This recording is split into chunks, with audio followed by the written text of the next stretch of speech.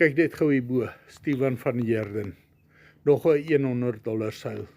Dis ongeveer 1600 na 1700 rand. Maar as jy verder lees staan daar ook, dit gaan nie net oor die geld nie. Dit gaan oor dat daar nog 'n gesin gehelp word. Dit is presies wat ons doen hier by die Legacy Builders program. Ons verdien nie net 'n inkomste om daardie pensioen van ons aan te vul nie. Maar dit gaan ook dat ons ander mense kan help met hulle finansiële nood wat hulle het.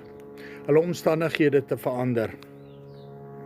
Nou as jy wil weet hoe Steven en ek dit reg kry om ander mense te help, stuur die woord help na die WhatsApp nommer hier onder op die skerm en ek stuur vir jou gratis video wat vir jou gaan verduidelik hoe jy ander mense kan help en ook daardie inkomste van jou aan te vul.